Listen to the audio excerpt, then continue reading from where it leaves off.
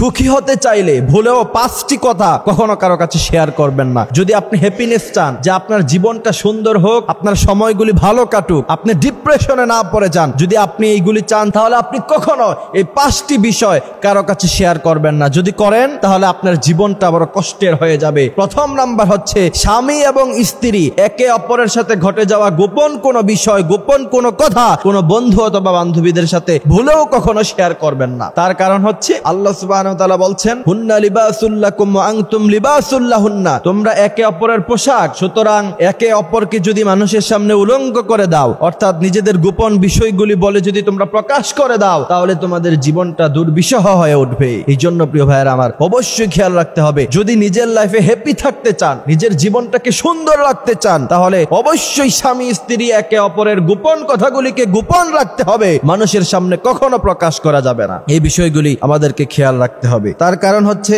আল্লাহ সুবহানাহু ওয়া তাআলা বলছেন, ওয়া মিন আয়াতিহি, এটা আমি আল্লাহর নিদর্শন, আন খালাকাকুম মিন আনফুসিকুম আজওয়াজা, স্বামী স্ত্রীর মধ্যে অনেক কিছু ঘটবে। কারণ আল্লাহ সুবহানাহু ওয়া তাআলা বলছেন, একে অপরকে দেখে শান্তি পাবে, সুকুন মিলবে, অনেক আলাপচারিতা, অনেক গল্প গুজব, অনেক কিছু হবে, কিন্তু এগুলি মানুষের সামনে কখনো শেয়ার করা যাবে না। দ্বিতীয় নাম্বার, হাদিস শরীফের মধ্যে বড় কঠিন ভাবে ধমকের সাথে এসেছে, নিজের গুনাহের কথা মানুষের সামনে যারা প্রকাশ করে, আল্লাহ পাক কিয়ামতের ময়দানে তাদেরকে এক পা সামনে এগোতে দিবেন না। তার কারণ হচ্ছে, আপনি যখন গুনাহের কাজ করবেন আল্লাহ পাক ক্ষমা করে দিতে পারে, কিন্তু আপনি যখন মানুষের সামনে শেয়ার করবেন, বিশেষ করে বর্তমান ইয়াং সোসাইটিতে এই সমস্যাটা সবচেয়ে বেশি। গুনাহ করার পরে নিজেরটা নিজের ভিতরে রাখতে পারে না, বন্ধু বান্ধবদের কাছে গল্পের আকারে ইচ্ছা মতো শেয়ার করে, আর খুব প্রাউড ফিল করে যে আমি ওইটা করছি, আমি ওই গুনাহ করছি, ওইটা করছি, অনেক কিছু করেছি জীবনে, এগুলি মানুষের সামনে শেয়ার করার কোনো প্রয়োজন নাই। তার কারণ হচ্ছে, আপনি যখন আপনার গুনাহের কথা বন্ধু বান্ধব ফ্যামিলির কারো কাছে যখন শেয়ার করে দিবেন, ওই সময় তার ভিতরে আপনার ব্যাপারে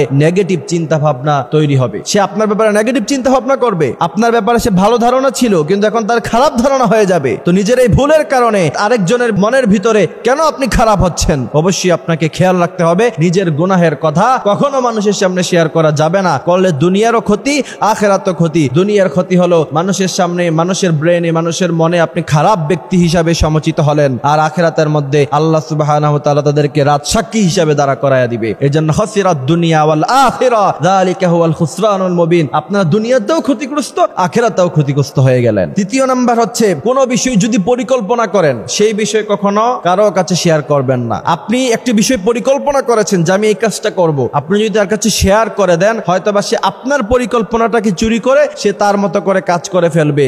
আর হয়তোবা আপনি যদি সেই পরিকল্পনা অনুযায়ী কাজ করতে না পারেন, যদি আপনি সেই বিষয়ে সাকসেস হতে না পারেন, তাহলে আপনার ফ্রেন্ডের কাছে, আপনার বন্ধু বান্ধবদের কাছে, ফ্যামিলির মানুষের কাছে আপনি লজ্জায় পড়ে যাবেন, আপনাকে লজ্জিত হতে হবে। এই জন্য এই বিষয়গুলো আমাদেরকে খেয়াল রাখতে হবে। চতুর্থ নাম্বার বিষয় হচ্ছে, ইনকামের পরিমাণ কখনো কারো কাছে শেয়ার করার কোনো প্রয়োজন নাই। যদি আপনি অনেক টাকা ইনকাম করেন, আমাদের উস্তাদজি বলতো, হুজুরের কাছে আমরা হাদিস পড়েছি, তাফসির বাইজাবি পড়েছি, হুজুর বলতেন, তোমরা তোমাদের ইনকামের কথা কখনো ফ্যামিলির কাছে কারো কাছে শেয়ার করার কোনো প্রয়োজন নাই। যদি ফ্যামিলির কারো কাছে ইনকামের কথা শেয়ার করে যে আপনি হিউজ পরিমাণ ইনকাম করেন, তাদের চাহিদা, এক্সপেকটেশন অনেক বেশি থাকবে আপনার কাছে, আর সেই তাদের আশা অনুযায়ী যদি আপনি তাদেরকে আশাগুলি পূরণ করতে না পারেন, তাহলে আপনার ব্যাপারে তারা সবসময় মনে কষ্টই থেকে যাবে এবং আপনার ব্যাপারে তারা সবসময় খারাপ চিন্তা করবে, ভালো চিন্তা কখনো করতে পারবে না, আর আপনাকে মনে মনে অনেক গালাগালি করবে যে এত পরিমাণে ইনকাম করে কিন্তু আমাদেরকে তো দেয় না। কিন্তু আপনি যে কত কষ্ট করে ইনকাম করেন অথবা আপনার যে অনেক জরুরত আছে, এগুলি তারা বুঝতে চাইবে না। এই জন্য নিজের ইনকামের পরিমাণের কথা কখনো ফ্যামিলি, বন্ধু বান্ধব কারো কাছে শেয়ার করার কোনো প্রয়োজন নাই। তারপরে পঞ্চম নাম্বার হচ্ছে, নিজেকে বড়ত্ব দাবি করা যাবে না মানুষের সামনে। যদি এমনটা করেন, তাহলে অবশ্যই আপনি মানুষের মনে জায়গা করে নিতে পারবেন না, মানুষ আপনাকে মন থেকে কখনো পছন্দ করবে না। এই 5টি বিষয় আমাদেরকে খেয়াল রাখার মতো আল্লাহ সুবহানাহু ওয়া তাআলা তৌফিক দান করুক, আমিন।